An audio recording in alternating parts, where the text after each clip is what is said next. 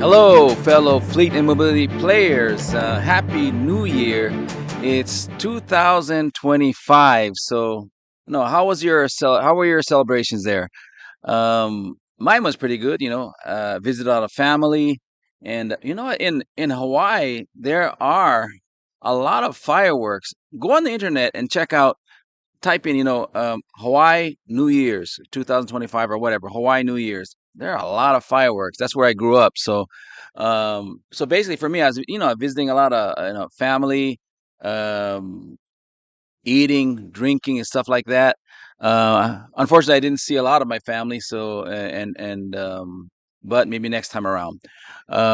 So are you ready for new challenges this year, or maybe have you made some New Year's resolutions? For me, I intend to organize, particular parts of my life better. So let's see if it bears fruit later on this year. So for one thing, I shaved. I shaved, so I usually have like a little goatee. So I don't know, maybe I've seen some people they're making just they're like taking this part out and just having a mustache. Kind of has that 70s look. I'm not sure if I want to do that, but I don't know. Let me know. Let me know what you think.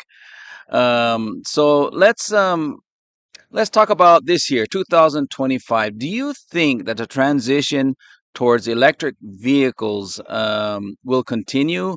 This enthusiasm, or maybe not. Do you think it'll take a back seat in 2025? Well, despite, as in 2024, I think that the EV enthusiasm and the overall excitement, it seemed to have kind of like toned down a bit in 2024. If you compare it to previous years. And I'm talking about, legislation and policies and the general opinion of some of the contacts that I have. I must say that there's still a lot going on in terms of EVs here in the Americas. So for one, let's talk about OEMs. So most recently, to compete with the EV revolution and the rising competition from the many Chinese automakers that are making their way into many regions of the world, Honda, Nissan, and Mitsubishi, all from Japan, of course, they have signed a memorandum of understanding, an MOU, which involves discussions aimed at joining forces and putting together a joint holding company. So, if this occurs, it will result in the third largest automotive group worldwide, only behind Toyota, which is number one, and the Volkswagen Group, which is number two. Meanwhile, speaking of Volkswagen, the company is relocating some of its production in Germany to Mexico. So, including nearly $1 billion in investment in the state of Puebla. For one, the VW Golf will be produced in Mexico. It while it does have PHEV, so plug-in hybrid electric vehicle option of the Volkswagen Golf is available now. The full electric version or a full electric version will be available in 2028. Other EV players, of course, to keep an eye on, although there are many more. So they include, Chinese automaker BYD, and also Tesla, of course, coming out of the United States. Um, while the sales of BYD have been steadily increasing over the years, Tesla did take a hard hit in 2024, especially in the beginning of the year. But it looks like it may be coming back, and let's see what happens in 2025.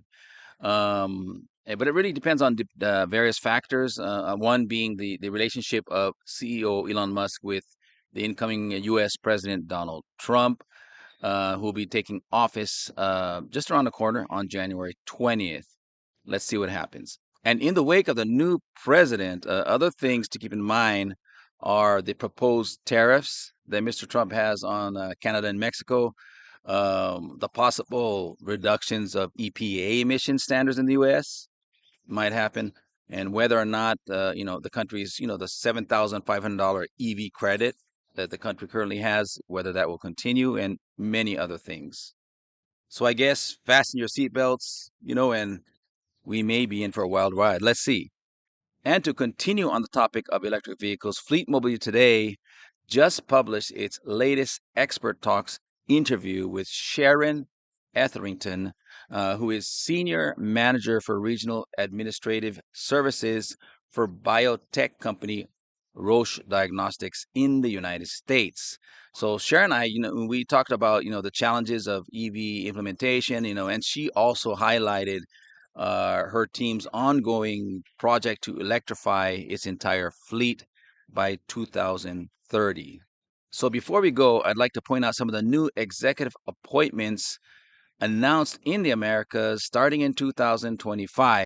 In the United States, let's highlight Nissan, who has named Christian Munir as chairman of the Americas. Also, Mike Albert Fleet Solutions, they appointed Jason Kraus, who is now vice president of operations, and Ride Hail mobile app company eTrip. They named William Booth as national fleet director. Going down south in Mexico, Coca-Cola FEMSA has appointed Francisco Javier Ramirez as senior operations and transportation manager. And further down south in Brazil, multinational power management company Eaton has named Antonio Galvão as Mobility Group president. So these are just a few of them. I know there are many more. We wish the best to all of you. And so, FMT Insiders, that's about it. This wraps it up for this time. And once again, thank you for tuning in. And also, thank you, of course, to our collaborators who supported us during 2024. Let's look towards even more things in 2025. If you have not done so, subscribe to our newsletter and also share this news with others that may be looking for insight. Signing out, that's about it. Daniel Bland, Fleet Mobility Today, and take care, everyone.